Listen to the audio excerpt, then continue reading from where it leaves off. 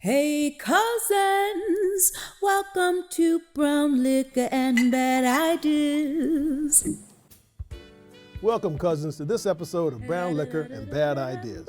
I'm your host, Cornell Wright, the People's Lobbyist. And today we're going to talk about and touch on the success we had with the 2020 elections this past November.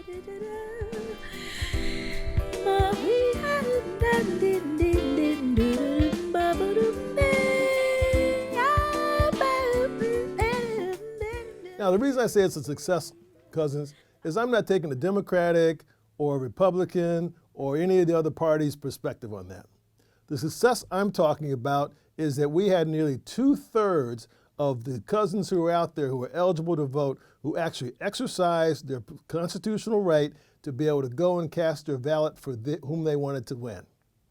That's fantastic. That's an improvement. Cousins, we haven't had that many people go out to vote in like 120 years in this country. That shows engagement, that shows some connection and unity. That's starting to understand how a democracy is supposed to work. So to that, I congratulate all the cousins who were out there, those who had to stand in line, those who sent in their ballots, who had to walk distances, drive distances, stand in the heat, stand in the cold. To all you cousins out there, everybody, congratulations for exercising your right to vote. So we kind of look at this. So all the statisticians, they've taken the electoral vote, the voting, and they've cut it all different ways. Who voted for which candidate, who represents which parties, all this sort of thing. Let me also say, cousins, that for the first time in a long time, there was pretty clear distinction between the two major candidates, okay, i.e. the presidential offices. We also had a number of senators being elected. The entire House of Representatives are passed the ballot and they're voting on every 2 years. You had a number of local initiatives, and a number of states you had referendums and things that passed or didn't pass based upon the interests and the will of the people. Remember when I started this series of videos, cousins? We talked about we the people. Well, we the people is what this is all about. And so the opportunity that we the people had a chance to exercise our constitutional rights in order to indicate which direction we wanted to go based upon the information we're working with, that's a beautiful thing. What I'm trying to do is help you with the education as well as many other sources that you have coming your way is what's the information, how should we be evaluating where we are, and what's the right choice for us moving forward.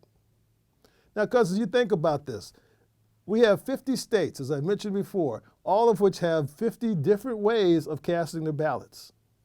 So, cousins, one of the things you need to consider is a bad idea. You know how I am with a bad idea.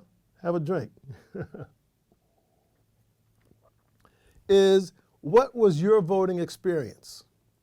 Whether you did a mail-in ballot prior to, which hopefully was convenient for a number of cousins, whether you had a chance to vote early, whether you had a chance to vote the day of in person, how convenient was it for you? Where did you have to go? And more specifically, cousins, let's be honest. How long did it take in 2020 for them to be able to tabulate the votes? Now, I know for a fact that in some of the states, let's call Pennsylvania, for example, that there was interest on the part of the election officials to move to be able to start counting the ballots early, prior to the actual date of the election, and then recognizing that if for those ballots who had come in early, who had been validated, okay, I mean, they had been received, identified that the person was a registered voter, they were appropriate, and then have them be counted. Because that wasn't allowed, it then continued to elongate and expand the period of time. We all had to wait to hear what they had to say and how they voted in Pennsylvania. Now, come on, cousins. I know that's up to the great state of Pennsylvania and those cousins there to make a decision, but is that really necessary? So, the question is for cousins, for you right now to start thinking about there's going to be more votes in the future, how do you want to be able to vote in the future? COVID is still with us. Hopefully it won't be here forever, but there are going to be other circumstances and situations. We all have busy lives. Some cousins have never been able to get off from work to go vote on Tuesdays only, right? Those cousins who are in the military, they always require mail-in ballots.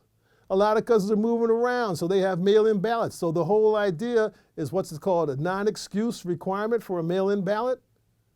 Why not? Is that such a bad idea? Because think about it, cousins. The idea is not suppressing of the vote. It should be expansion of the vote, right? There's a difference between trying to keep voting down so only a few people can vote and then everything we start to get a chance to make decisions one way or the other. It should be a broader so that all the cousins have an opportunity to vote, and then it's their obligation to be motivated to go out and do that. I had a chance to go out and vote. I had a perfect time. It was super easy, and so I can't tell you any bad stories. But we've all seen them on TV where cousins had to stand in lines for hours to be able to vote, early and or on election day. So cousins, why don't we get a chance to take a look at that, okay? Because making it easy for all the cousins is really what we need to do and be about. Unfortunately, each cousin in each state has to go about making their own decisions. But we have models across all 50 states of what works well and what you could consider moving forward. Because at the end of the day, cousins, it's your vote that counts, every single one. And certainly you looked at it, you say, well, gee, there were 70 million ballots cast for the various presidential elections. When you start moving that down from the president down to the senators, down to your county, down to your state, you can start to see where your vote starts to have a lot of impact. Your singular vote, you. One person, one vote. Okay? So why don't you take a chance to start having conversations. I'm sure there's organizations in your state that are starting to look at how do we then start to handle the vote. By the way, to make sure that the vote was what? Free of fraud. It's never been proven that there's any fraud associated with voting. Okay? There's been numerous studies, numerous investigations by government administrations, zero proof.